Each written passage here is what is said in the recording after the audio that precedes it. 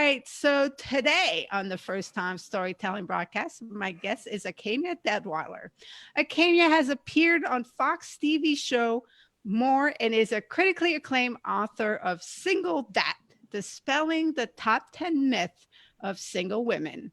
Acamea is here to share the story of her first time going snorkeling during a trip in Jamaica. Welcome to the broadcast. Yes, thank you for having me. All right. So take us back. Take us to Jamaica. And what was the trip like? And how did you find yourself snorkeling for the first time? Yeah, I wish I could go back to Jamaica right now. But it was interesting because I went to Jamaica for my cousin's wedding. It was my first time out of the country, and I had decided that I was going to be fearless and I wanted to do, whatever everyone else was doing and not let my fears get in the way. Two of my biggest fears have always been large bodies of water and heights. So when we got to Jamaica, I was able to face one of the fears on a smaller scale. Hang out. What made you decide to do that? To have to go into it with that mindset? I always try to have that mindset just because I don't like the idea of anything having control over me or limiting me in life. So I'm always like, I want to conquer this fear. I need to get over this. I need to do this. And Jamaica just seemed like the perfect setting because I knew that there were going to be things outside of my comfort zone because I had never been. It's another country, and I knew they had all these activities lined up. And so I came with the mindset like I'm going to do whatever's on the agenda, not going to sit anything out. I'm just going to step out of my comfort zone and enjoy my time. And that was my goal, was just to enjoy the experience. And so I was able to face the fear of heights a little bit and smaller bodies of water earlier because there was a water park on the resort. And this may sound strange, but I had never been on a water slide. Even though I've been to maybe a water park or a place where there was a water slide as an adult, I was in my 30s. I still had never been on a water slide. I intentionally avoided them because of this fear of heights and then being thrown into a large body of water. If I get into a large body of water, I want to feel under control. I want to be able to stand up. I want to be able to hang onto the rail. I want to be in control of the process. So the idea of being thrown into the water after this slide was always kind of unnerving. But I did that because that was the only agenda, to go to a water park. And I did that and it was fun. So in the next day when they had snorkeling planned, I was feeling myself. I was hyped. I was like, yeah, I'm going to do this. So I got up, I put on my swim attire. We headed down to the pier, got on a little boat, put on our snorkeling gear, and I was excited the entire way. They drove us out into the middle of the ocean, the middle of nowhere, and said, okay, it's time, get off the boat. Everyone just immediately got up and was ready, hopped off the boat one by one. My cousin, his friends, the wedding party, one by one, they hopped off the boat until I was the only one there. And I just became like frozen again with fear. Like, oh my God, what am I doing? This is crazy. How are they just out there? They just got off, they didn't care, they didn't think about it. And so the guys on the boat were like, we're going to be right here watching you. If something happens, just wave your arms, we'll come get you. And I was like, yeah, but what if something happens, you won't be there. It'll take you time to get to me. And they were like, well, yeah, it will, but we're watching and we'll drive around trying to reassure me. So eventually I decide, okay, I'm going to do this. And so I start to step down the ladder, and I'm still hanging onto the rungs. I'm maybe halfway in the water, still not completely in. And then and they were like, just let go, we're right here. So I listened and I let go. Immediately, like, my goggles fill with water, they fog. And so now I'm panicking, I'm flailing around and I'm like making a scene and hollering. And so one of the guys jumps off and he brings me back up. And he's like, you're fine, you're fine, you're fine. You must have gotten some faulty goggles. We're sorry. Da da da da. They gave me some new goggles, strapped me back into my life vest, and that deterred me a little bit. But I was like, okay, I'm in the water now, because I was just kind of sitting on the ladder changing my goggles. I was like, okay, I'm in the water now. It's going to be fine. I don't want to be all the way out here and miss this opportunity. So I finally let go, get in, and I just relax and I start snorkeling. And it was like quite literally one of the most amazing experiences I've ever had. I'm watching schools of fish swim by. They just don't even seem to mind that I'm there or even notice that I'm there. They're just, living in their natural habitat. Schools of fish swimming by. I'm looking at reefs. The water is crystal clear and it just feels very peaceful. And I turn around, on my back and look up in the sky. It's just like this perfect blue and everything just seems to be standing still. It really was, like I said, one of the most amazing experiences I've had. So maybe 5 minutes into this experience, just as I'm becoming in awe and getting used to it and excited to go out, venture out further, the boat sounds the horn. It's time to get back on. Oh Yeah, no. because I spent so much time sitting on the boat and being anxious, and afraid and taking my time that by the time I actually got in and realized how amazing it was, I had already like wasted most of the time. But that 5 minutes was life changing. Well, first off, this is so amazing because it was such a huge series of first times that you Hmm. decided to embrace and face your fears. Like you said, step out of your comfort zone. I mean, that is incredible. Some people might be listening and think, okay, but I still don't like, how did she shift that on inside of her? Hmm.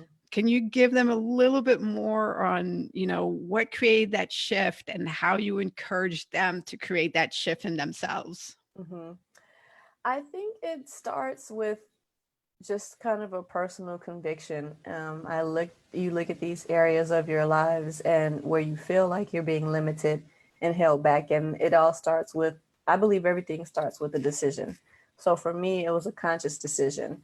Like, okay, I want to conquer this. I want to get over this, and it hasn't always gone well. It hasn't always worked in my favor. I've had a few times where I thought I was going to do something, and I got there and I couldn't do it, or I didn't do it. So it takes time. Don't think you're just going to decide to do something and then just do it like that. First is the decision, and then you try a few times and you may not do it, but eventually you get to that point where you feel more comfortable letting go because you have worked on that aspect, whatever it is.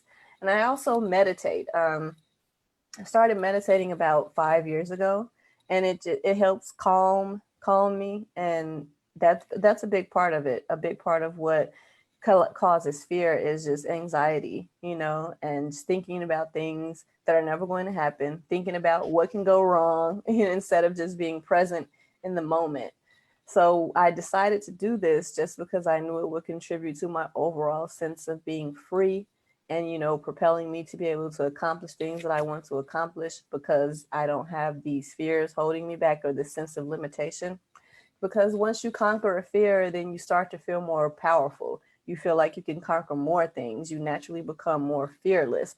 It's like, hey, I did that. Now you have more confidence that you can do this. So it's very much a domino effect, and it starts with maybe baby steps. Whatever their fear is, attack it on a smaller level, and then work your way up to the larger things. Like I started with the water slide, and then I worked my way up to snorkeling. And even though I sat on the boat for a while, debating it and being afraid and wanting to do it, but just physically being so afraid that I couldn't get off the boat and get in there. Mentally, I wanted to do it. Despite all of my fears, I wanted to do it, but I couldn't shake the idea of what could go wrong, which would be, me potentially drowning or being stung by a jellyfish or something, random like that. So that's what we do. I think we sit and we run through everything that can go wrong, and it makes us even more afraid, and it makes it harder to face that fear. But what I did was I started to also think about what could go right and that nothing was going to go wrong. I thought about how the guys were right there on the boat. If something were to happen, they would grab me. I had family out there, even though they were far away from me by this point. I just had to convince myself, like, hey, nothing's going to happen. There are plenty of people here watching. If something does happen, they're going to help you. So instead of just sitting there and letting all the negative things take over your mind as far as what can happen, you have to start to balance those out with the good things that will come of it.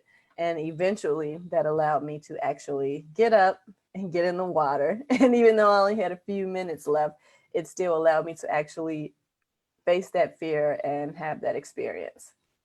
Oh, that's such a beautiful, incredible breakdown of things because and you pointed out some great points. And one of which the meditation and be able to control your thoughts, right? So when you were on the boat, Mm-hmm. it was key for you to you could have stayed in the negative loop cycle of Mm-hmm. thinking of all the bad things, but you had to be able to quiet your mind and then shift the loops. And like you said, focus on what the good things and the Mm-hmm. possibilities were once you got into the water. And Mm-hmm. even though you had never experienced that, and then once you Mm-hmm. did get to experience it, right, it Mm-hmm. ended up being more amazing than anything you could have Yeah. even had to imagine. Absolutely more amazing than what I could have envisioned. It was more than just conquering a fear. It was just a beautiful experience. And that made me want to do more things because if I wouldn't have faced that fear, if I wouldn't have found a way to get in there, I would have missed out on that experience. And it's one thing when you don't know what it is, but now that I've done it and I saw what I would have missed out on, it's made me want to try more things and do more things. That's why I say it starts with, just working your way up the ladder. The once you do one thing, you want to do another thing and you want to do more things. So it's just getting started, taking baby steps, and it'll naturally make you want to do more.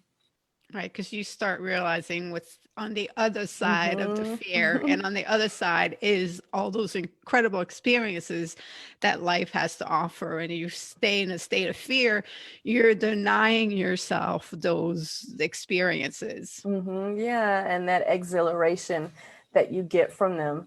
But I always say one of the most important things you can do when you are feeling afraid or you want to do something and your body isn't cooperating with your mind or you're getting a little anxious is to just stop and breathe, and that's a part of meditation as well. But in general, just stop and breathe because sometimes if we actually stop and pay attention to what our bodies are doing, where we're panting or our heart's racing and we're not taking deep breaths in and out, we're kind of breathing short. So if you just stop and breathe and release all of that, and then like I said, just really think like, okay, this could go wrong, but all of this could go right, and most of what we believe will go wrong are things that are never going to happen. We're literally upsetting ourselves over potential scenarios, that never transpire.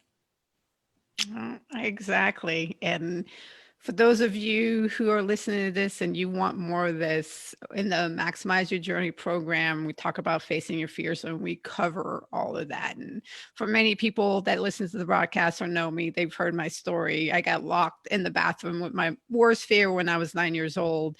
And in a state of panic, Oh, a wow. voice talked to me, and to me, it was God. And he said, you can be trapped by your fears or you can be freed by facing them. Mm-hmm. So since I've been 9, I've been going after my fears, and I've reached a point where you know fear, like there's nothing that scares me, and at the same Mm-hmm. time, like I love fear. Like in the moments when I do feel fear and I feel it coming in, I have a different relationship with it, Mm-hmm. because like first off it tastes sweet, like Mm-hmm. I can taste it in my saliva, I can Mm-hmm. feel my heart raise, and then everything quiets and everything becomes in focus, and Mm-hmm. then I have a clear understanding of the situation and what's happening and what it means to me, and then I'm able to really be in that moment.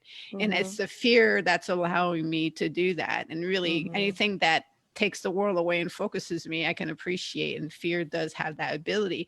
And I Mm-hmm. see it as something that, is there to help me out, to Mm-hmm. enhance what is happening and help me understand myself, help me understand the situation. Mm-hmm. So I'm at the point where I love fear because I don't feel it That's very, awesome. very often, but it's, years of being, every time something to, even in my head, if it's scaring me, it's like, okay, I need I'm to just, doing it. All I'm doing it. right. I just, so continue on that path that you're on, because it does lead to becoming fearless and having the confidence and understanding that sometimes it is not going to pan out to Mhm. but that you have the skills to Mhm. handle when things go wrong and to, Yeah. take care of the situation if it doesn't pan out right, instead Mhm. of, going from fear to then panicking. Mhm. And if you don't have yourself under control, then you can go into panic mode where now it becomes very difficult to make the Mhm. right decisions. Yeah. Yeah, yeah, and I think you can take some satisfaction from showing up.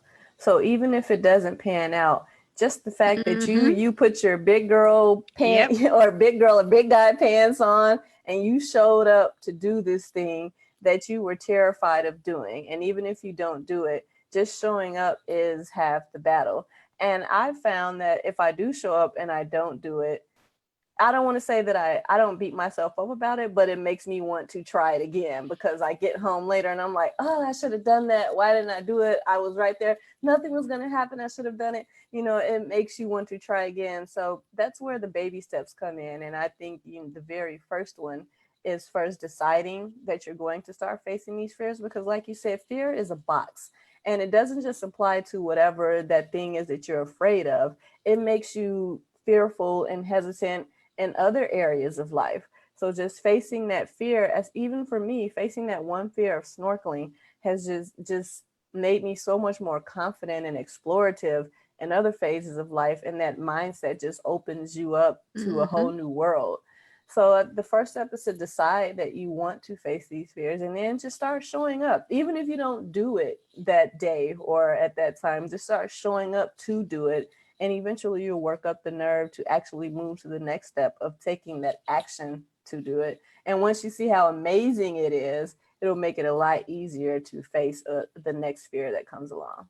Yeah, and it absolutely and completely racks and stacks. And it Mm-hmm. starts with the first time, take that first step, have that first time, and then go to the next level with it. Mm-hmm. And, you also mentioned, it is about having control of yourself and your life.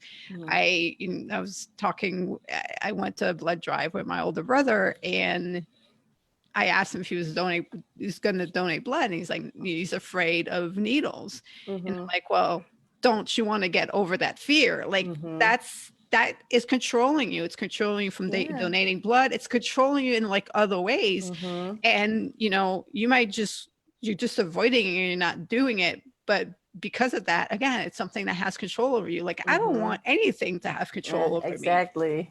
So it's just Exactly. like, do it. And it might, it might turn out to be a great things, or it just might turn out to not hurt as much as you As thought. you thought, And, yeah. and, and it might take multiple times to be like, okay, I'm not going to avoid this situation. Mm-hmm. So, Yeah, yeah, it does wonders for your self-esteem because, like you said, I don't think anyone's ever gotten a shot or gotten blood drawn or anything involved with a needle and said, "Wow, that was amazing." I got stuck with that needle. Like it doesn't feel good, but it makes you feel good about yourself and it raises your self-esteem because I did that. I faced that fear. And that naturally raises your self-confidence in the way that you view yourself, which affords you in other areas of life. yeah, bingo, exactly. This was a great episode. Now, have you gone snorkeling since then? I have not. That's the only opportunity I've had to do it. If I were presented with the opportunity again, of course I would, but I just haven't had the opportunity since then, but I'm totally open to doing it. Oh, fabulous. Well, if you ever go to Belize is a great Ooh, place in I've the Caribbean. heard. Yeah, to go snorkeling. And so I there. It was not my first time snorkeling, but I took a sailboat to go snorkeling. But I thought it was really funny Hmm. when you said you were on a boat because we're in the middle of the ocean. Everybody Yeah. has their gear on, and then the guys are like, "Is there anybody here who can't swim?" Like, Like we're here now. no, too late Right. to ask Yeah. that question. Yeah, you're out in the middle of nowhere. It's like, okay, get out. Wait, can everybody swim? Yeah. But it's such an amazing, beautiful world down there, and Hmm. snorkeling is a fun way of getting a peek of what's happening. And you're right, it's relaxing. even if you're surrounded by people, once you have your head down there, you'll Yeah, see a you theme, zone and out. yeah, you zone out, and that's Hmm. having first time and having those experiences where you can shut out the rest of the world and be Hmm. present Hmm. is so good for your well-being. Hmm. And it's a meditational experience because you zone out. So you don't have to literally be sitting somewhere and meditating to have a meditative experience. And I consider things like that serving that purpose because, like we said, you zone out, the rest of the world kind of disappears and you're completely present. And that's what meditation is all about. And that's proven to do wonders for any anxiety and calming and things along those lines. So yeah, it's amazing, but I have to check out Belize. I have a whole list of places I want to go when we're able. Yeah. All right. Yep. So on the zoning out and the meditation. So again, I'm going to plug this because first time in your experiences, anytime you do that, your brain has to wake up and pay attention. And that creates that Hmm. zoning because it's waking up and saying, I don't know this. Hmm. Is there a threat to me? To you, but Hmm. I'm talking like for the brain, it's waking up and is there a threat? Do I need to learn something? Do I need to react? And that's Hmm. what creates that space where everything else stops because it's Hmm. paying attention to that novelty that is exposed to. Hmm. And you And it's want beautiful. it sure is. Yeah. All right. Well, before we get into the first time lightning round, how can people get in touch with you, get your book, and find you on social media? Well, my book, Single, that Dispelling the Top 10 Myths of the Single Woman, is available on Amazon. You can reach me at acameadeadwiler.com, or I am on social media at Acamea LD, that's ACAMEA, on all major platforms. It's the same handle, so I'd love to hear from anyone. Excellent. All right, let's do this. Let's play the first time lightning round. All right, so All I'm going to ask Akamia 10 different first time options, similar to if she was on the app. If it's something she's done before, she's going to say up. So we go up. If it's something she's never done, not interested, left. And if something that she's never done, would like to do and add to her list, we go right. right. Ready? Okay, ready. First one, adopt a pet. Left. Left. Not a pet person. No, not a pet person. Fair enough. Write a screenplay. Ooh, right. Right. We're putting that to the list. Drive a Lamborghini. Ooh, right. Right. Clean out the gutters. Left. Left. Crochet. um, I'm gonna say left. Left. Okay. Swing dance. I don't know what that is, so I'm going to say right because it sounds interesting. Yeah. So it's, swing dancing is from the 20s, I want to say. Okay. Yeah. So you see, like, okay. If you're listening to this right now, I did a really not helpful movement. Kind of like what you see in the movies based on the stage of the Yeah. 50s. The 20s, and it's a couple. It's definitely a type of dancing that's done as a couple. Okay. And it's great music and yeah, the Roaring 20s, from the Roaring 20s. Okay. Okay. Donate clothes. Up. Uh, do CrossFit. Up. Do you remember your first CrossFit experience? Yes, I remember surviving barely. You know, Dom was on yesterday to talk about his first CrossFit experience, and he said the same thing. Yeah. Yeah, it may be one of the most challenging workouts I've ever experienced. It was insane, but you feel good afterwards, I guess. Yeah. When you get your strength back, you feel good. once you've eaten, slept, and recovered. Yeah, you feel good. Okay, eat German cuisine. Right. I can't remember if I've had German cuisine before, but I love trying different New foods. food. So. Okay, so right add to the list and play with water guns. Oh, up. Up.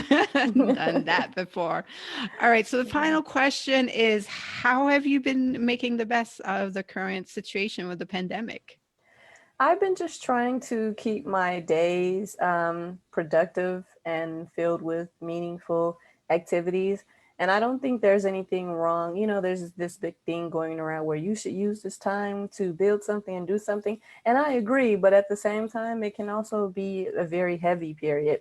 So I also try to give myself space to just, relax on the couch and watch Netflix for a day, if that's what I feel like I want to do. But mostly, I'm just trying to take advantage of the time and engage in things that bring me joy and make me feel purposeful, because I think that's important. And sometimes you can lose sight of that if you get up in the morning, especially if your job is gone. You get up in the morning, you don't have anything to do. It can mess with your sense of purpose, which messes with your sense of self esteem and can lead to depression and all of these things. So I just try to set a schedule for myself when I get up for the day of things that I'm going to do to feel purposeful, and constantly be reminded that I still have stuff to do. And there's a lot going on in the world right now that's very heavy. And I try to balance that out with things that bring me joy and make me feel good, because I don't want to be overloaded with that negative stimuli. So that's kind of how I've been making it. It's very wise and smart, finding that balance and harmony, because there is a lot going on, and Mm-hmm. I'm there with you. While I have been doing a lot more than than I imagine I would be doing right now, I also have been spending a lot more time. I watch a lot of shows on Amazon Prime. Been Mm-hmm. watching a lot more shows than I would have imagined I would do, to just Mm-hmm. be able to get away and shut things off as well. Yeah, yeah. You have more time just because of the simple fact that there's still not much to do yet. Even if things are opening up, the things that you will normally leave the house to do, go to a movie or go out to dinner and things like that, you may not be able to do those things. So if you fill that space with watching a movie and eating popcorn and ice cream, whatever you need to do, because I do think that balance is important, and maintaining those simple pleasures and a sense of peace is still very important. All right. Well, thank you, Akamia, for coming on and sharing some time with us this morning. I really appreciate you being here. Thank you for having me. This was awesome. So much fun.